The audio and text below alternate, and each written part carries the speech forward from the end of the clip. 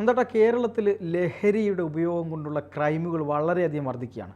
ഇപ്പോൾ കേരളത്തിൽ നടന്നിട്ടുള്ള ക്രൈമുകളൊക്കെ എടുത്ത് പരിശോധിക്കുമ്പോൾ അതിൽ 50% വരെയാണ് ഈ ലഹരി നേരിട്ടും അല്ലാതെ ഈ ഇൻഡയറക്റ്റ് ആയിട്ടും ഒക്കെ ലഹരിയുടെ ഒരു ഇടപെടൽ ഉള്ളത് അല്ലെങ്കിൽ സ്വാധീനം ഉള്ളത്. അപ്പോൾ ഇതിനെതിരെ എങ്ങനെയാണ് ഇതിനെ പൂട്ടേണ്ടത് അല്ലെങ്കിൽ ഇതിനെ ഒഴിവാക്കേണ്ടത് എന്നൊക്കെ ഒരു വലിയ ചോദ്യചിഹ്നമായി നിൽക്കുമ്പോൾ നമ്മുടെ സർക്കാർ സംവിധാനങ്ങൾ അതിൽ വലിയ പരാജയമാണ്. ഇപ്പോൾ എക്സൈസ് ആയിക്കോട്ടെ, പോലീസ് ആയിക്കോട്ടെ, ഇവർ പരാജയമായിട്ടല്ല, ഇവരൊന്നും ചെയ്യാൻ അനുവദിക്കുന്നില്ല എന്നുള്ളൊരവസ്ഥ ഇപ്പോൾ നിലവിലുണ്ട്. അതുകൊണ്ട് തന്നെ നമ്മുടെ കുഞ്ഞു കുട്ടികൾ പോലും 9ാം ക്ലാസ്സിൽ പഠിക്കുന്ന ഒരു കുഞ്ഞാണ് തൻ്റെ സഹോദരിക്ക് ലഹരി കൊടുക്കുകയും ആ കുട്ടിയെ പീഡിപ്പിക്കാൻ ശ്രമിക്കുകയൊക്കെ ചെയ്തത്. ഇപ്പോൾ അതിനെയൊക്കെ നമുക്കൊരു പ്രതീക്ഷ എന്ന് പറയുന്നത് പോലെ നമ്മുടെ പുതിയ ഗവർണർ രാജേന്ദ്ര വിശ്വനാഥ് അർലേക്കർ അദ്ദേഹം വളരെ മികച്ചൊരു തീരുമാനം എടുത്തിട്ടുണ്ട്. അതായത് എല്ലാ സർവകലാശാലകളിലെയും VC-മാരെ അദ്ദേഹം വിളിച്ചു, അവരുമായിട്ട് ചർച്ച നടത്തി. ഒപ്പം DGP-യോട് നേരിട്ട് ലഹരി വിരുദ്ധ പ്രവർത്തനങ്ങൾക്ക് വേണ്ടി എന്ത് ആക്ഷനാണ് നിങ്ങൾ എടുത്തിരിക്കുന്നത്, അതിൻ്റെ മാസ്റ്റർ പ്ലാൻ അടക്കം കൊടുക്കാൻ വേണ്ടി ആവശ്യപ്പെട്ടിട്ടുണ്ട്. അപ്പോൾ ഇത് ഒരു സർക്കാർ സംവിധാനത്തിൽ നിന്ന് വരാത്തൊരു നടപടിയാണ് നമ്മുടെ ഒരു ഗവർണറിൽ നിന്ന് വരുന്നത്. അത് ഏറെ പ്രതീക്ഷയ്ക്ക് വക നൽകുന്നതല്ലേ? അല്ല, തീർച്ചയായിട്ടും അതെ. കാരണം കേരളത്തെ ഗ്രസിച്ചിരിക്കുന്ന വലിയൊരു മാരകമായിട്ടുള്ള രോഗമാണ് ലഹരി. ആ ലഹരി മരുന്നിൻ്റെ വിൽപ്പന കേന്ദ്രങ്ങൾ ആരൊക്കെയെന്നാണോ നമ്മൾ അത്ഭുതപ്പെട്ടു പോവുക. കാരണം സാധാരണ ഇപ്പോൾ കള്ള് ഷാപ്പിൽ കൂടി തന്നെ കള്ളാണെങ്കിൽ കള്ള് ഷാപ്പിൽ കൂടി തന്നെ വിറ്റിരുന്നത്, അല്ലെങ്കിൽ വിദേശ മദ്യങ്ങളാണെങ്കിൽ ആ മദ്യഷാപ്പിൽ കൂടി തന്നെ വിൽക്കുക. ഇതിൻ്റെ കച്ചവടക്കാരെല്ലാവരും ഇതിൻ്റെ കച്ചവടക്കാരാണ്. ഇതിൽ ആരൊക്കെയാണ് ഇപ്പോൾ പാർത്ഥന ഇതിൻ്റെ കച്ചവടക്കാരാണെന്നുള്ളത് എനിക്ക് അറിഞ്ഞുകൂടാ.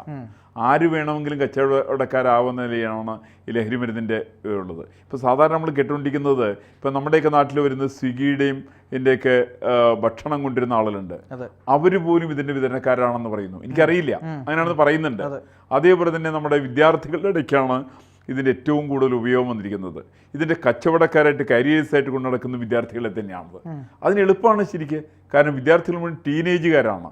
15 വയസ്സും 16 വയസ്സും 20 വയസ്സിൽ താഴെ പ്രായമുള്ള ചെറുപ്പക്കാരായിരിക്കുന്ന കുഞ്ഞുങ്ങളായിരിക്കുന്ന വിദ്യാർത്ഥികൾക്ക് ഒരു മൊബൈൽ ഫോൺ വാങ്ങിച്ചു കൊടുക്കുക, അല്ലെങ്കിൽ എന്തെങ്കിലും സൗകര്യങ്ങൾ ഒരുക്കി കൊടുക്കുക. ഈ സൗകര്യങ്ങൾ ഒരുക്കി കൊടുക്കുന്ന സമയത്ത് ഇവരെല്ലാവരും ഇതിൻ്റെ കച്ചവടക്കാരായിട്ട് വരികയാണ്.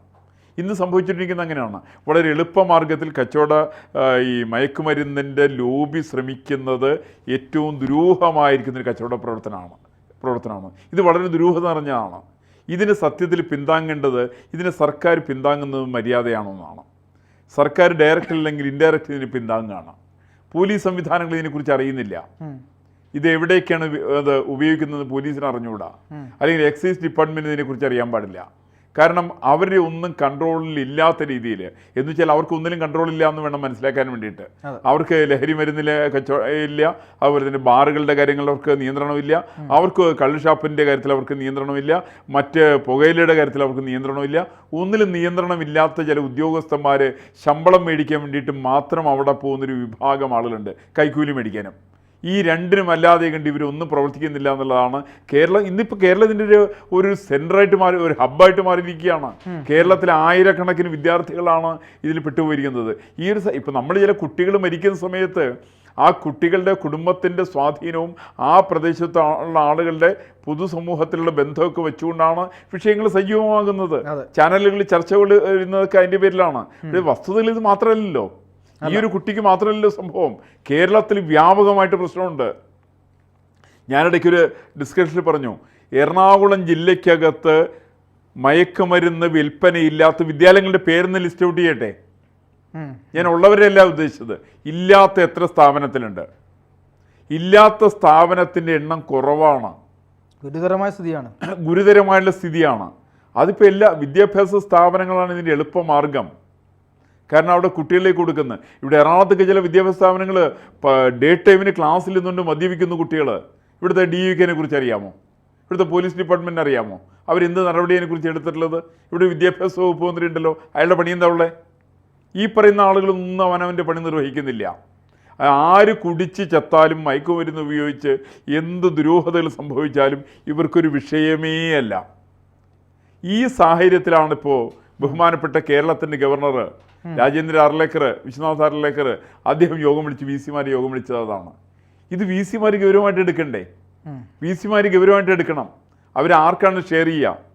അവർ ഷെയർ ചെയ്യുന്നത് നമ്മുടെ പ്രൊഫസർമാർക്ക്, മറ്റുള്ള ഡിപ്പാർട്ട്മെൻറ്റ് ഹെഡ്സിനൊക്കെയാണ്.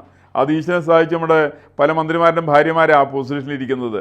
അപ്പോൾ അതിൻ്റെ കാര്യം ഞാൻ തോന്നുന്നു ചിലപ്പോൾ കട്ടപ്പോകയാകാൻ ചാൻസും ഉണ്ട്. ഏതാണെങ്കിലും ഗവർണർ ഇത്തരം കാര്യങ്ങളിൽ വളരെ ശ്രദ്ധ കൊടുക്കുന്ന ആളാണ്. ഗവർണർ VC-മാരോട് കൃത്യമായിട്ട് പറഞ്ഞിട്ടുണ്ട്, അങ്ങനെ പറയുക തന്നെ വേണം. ഇതിപ്പോൾ നമ്മൾ ഒരാളെയും കുറ്റപ്പെടുത്താൻ വേണ്ടി പറയല്ല, പക്ഷേ ഏതാണെങ്കിലും കേരളത്തിൻ്റെ ഒരു മയക്കുമരുന്നിൻ്റെ ഹബ്ബായിട്ട് കേരളം മാറിയതിൻ്റെ ഉത്തരവാദിത്വം ഇവിടുത്തെ പോലീസ് ഡിപ്പാർട്ട്മെൻറ്റിനുണ്ട്, ഇവിടുത്തെ സർക്കാരിനെ സംബന്ധിച്ചുണ്ട്, ഇവിടുത്തെ വിദ്യാഭ്യാസ വകുപ്പിനെ സംബന്ധിച്ചുണ്ട്, വിദ്യാഭ്യാസ സ്ഥാപനങ്ങൾ നടത്തിപ്പിക്കുന്ന ആളുകൾ അതിനകത്ത് ഉത്തരവാദിത്വമുണ്ട്, വിദ്യാലയങ്ങളിൽ വിദ്യാർത്ഥികൾക്ക് അതിന് ഉത്തരവാദിത്വമുണ്ട്. ഇതിനകത്ത് അതിനേക്കാൾ കൂടുതൽ ഉത്തരവാദിത്വം ഞാൻ മനസ്സിലാക്കുന്നത് നമ്മുടെ രക്ഷകർത്താക്കൾക്കാണ്. രക്ഷകർത്താക്കൾക്ക് ഇക്കാര്യത്തിൽ വലിയ ഉത്തരവാദിത്വമാണ് ഉള്ളത്. അവരാരും ഒഴിഞ്ഞു മാറാൻ ശ്രമിക്കുന്നില്ല, യാതൊരു അർത്ഥവുമില്ല. വിദ്യാഭ്യാസ സ്ഥാപനത്തിൻ്റെ നടത്തിപ്പുകാരേക്കാൾ കൂടുതൽ, വിദ്യാർത്ഥികളേക്കാൾ കൂടുതൽ, സർക്കാരിനേക്കാൾ കൂടുതൽ ഈ വിഷയത്തിൻ്റെ ഉത്തരവാദികളായിരിക്കുന്നത് രക്ഷകർത്താക്കളാണ്. സ്വന്തം മക്കളുടെ കാര്യം ഇവർ നോക്കണ്ടേ? ഇവർ സ്വന്തം മക്കൾക്ക് എന്ത് സംഭവിക്കുന്നു ഇവർ മനസ്സിലാക്കണ്ടേ? അവർ ബാഗുകൾ ഇവരിടയ്ക്ക് തുറന്നൊന്ന് പരിശോധിക്കണ്ടേ? അവരുപയോഗിക്കുന്ന മൊബൈൽ ഫോണിനെ കുറിച്ച് അവരൊന്ന് മനസ്സിലാക്കണ്ടേ? ഇതൊന്നും ചെയ്യുന്നില്ലല്ലോ. അവർ പുതിയ ഐമാക്കിൻ്റെ ഫോൺ മേടിക്കുക, ഐമാക്കിൻ്റെ ഫോൺ മേടിക്കാനുള്ള അത്രയും സാമ്പത്തികമായിട്ട് വരുവാനുള്ളവരാണ് ഈ കുടുംബക്കാർ. എന്നിട്ട് അതിന് ഉപയോഗിക്കുന്നു. അവസാനം ഈ പറയുന്ന കുട്ടികൾ ലഹരിക്കടിമയായിക്കൊണ്ട് ഈ കുട്ടികൾ ജീവത്യാഗം പോലും ചെയ്യേണ്ടതായിട്ടുള്ള സാഹചര്യം വരുന്നു. അങ്ങനെയാണ് വരുന്നത്. ഇപ്പോൾ ചില കുട്ടികൾ, ഇപ്പോൾ ഇവിടെ കണ്ടല്ലോ, എറണാകുളത്തൊരു ഇൻ്റർനാഷണൽ സ്കൂളാണ്, അവിടുത്തെ വിദ്യാർത്ഥി വന്നിട്ട് വീട്ടിൽ വന്നിട്ട് അവൻ കെട്ടിത്തൂങ്ങി മരിച്ചു. എന്തൊരു പാതകാണത്! എവിടേക്കാണ് കേരളം പോയിക്കൊണ്ടിരിക്കുന്നത് എന്നുള്ളതാണ് പ്രശ്നം. അപ്പോൾ ഇങ്ങനെ കേരളം പോകുന്നൊരു സാഹചര്യത്തിലാണ് കേരളത്തിൻ്റെ ഗവർണർ, പുതിയ ഗവർണർ, വളരെ തൻ്റെ ഇടത്തോടുകൂടിക്കൊണ്ട് VC-മാരെ സമ്മേളനം വിളിക്കുന്നത്. അദ്ദേഹം വൈസ് ചാൻസലറോട് പറയുന്നു, നിങ്ങളുടെ കുട്ടികളോട് സംസാരിക്കണം, നിങ്ങൾ അധ്യാപകരോട് സംസാരിക്കണം. ഈ അധ്യാപകർക്ക് റോളുണ്ട്. അധ്യാപകർക്ക് സംഘടനയുടെയൊക്കെ പേരൊക്കെ പറഞ്ഞുകൊണ്ട് തെക്കും വടക്കും നടന്നാൽ പോരാ. അവർ പഠിപ്പിക്കുന്ന വിദ്യാർത്ഥികളുടെ എന്ത് ചെയ്യുന്നു എന്നറിയാനുള്ള ബാധ്യത അവരെ സംബന്ധിച്ചുണ്ട്. അത് അധ്യാപകരറിയണം. അവർ പേരൻസിനെ വിളിക്കാൻ വേണ്ടി വന്നാൽ പേരൻസിനോട് ഇക്കാര്യം സംസാരിക്കാൻ വേണ്ടി തയ്യാറാവണം. അങ്ങനെ എല്ലാ വിഭാഗം ആളുകളുടെയും ഒരു പൂർണ്ണമായിട്ടുള്ള പിന്തുണ ഉണ്ടായിട്ടില്ലെങ്കിൽ ഒരു സംശയവും വേണ്ട, കേരളത്തിൽ ഈ വിഷയത്തിന് പരിഹാരം ഉണ്ടാക്കാൻ വേണ്ടി സാധിക്കില്ല. ഈ പരിഹാരം ഉണ്ടാക്കുക എന്നുള്ളതാണ് ഇന്നലത്തെ ഗവർണറുടെ യോഗം. നമ്മൾ ആ നിലയ്ക്ക് കണ്ടാൽ മതി. ഏറ്റവും വളരെ ഒരു പോസിറ്റീവായിട്ടുള്ള സ്റ്റെപ്പാണത്. മറ്റൊരു സാധാരണ ഇതിൽ എനിക്കറിയില്ല, കേരളത്തിന് മുഖ്യമന്ത്രിക്ക് വേറെന്താ പണിയെന്ന് എനിക്കറിഞ്ഞൂടാ. മുഖ്യമന്ത്രി അവിടെ നയരേഖ അവതരിപ്പിക്കാൻ പോയ സമയത്ത് പുള്ളി വേണ്ടത് ഈ പറയുന്ന മയക്കുമരുന്ന് ലോബിക്കെതിരായിട്ട് പുള്ളി പ്രവർത്തനം നടത്തേണ്ടതാണ്. പുള്ളി അധ്യാപകരുടെ വൈസ് ചാൻസലേഴ്സിൻ്റെ യോഗത്തിന് വേണ്ടിയിട്ട് പുള്ളി ഗവർണറുമായിട്ട് സംസാരിക്കേണ്ടതായിരുന്നു. പ്രിൻസിപ്പൽമാരുടെ യോഗം വിളിക്കേണ്ടതാണ്.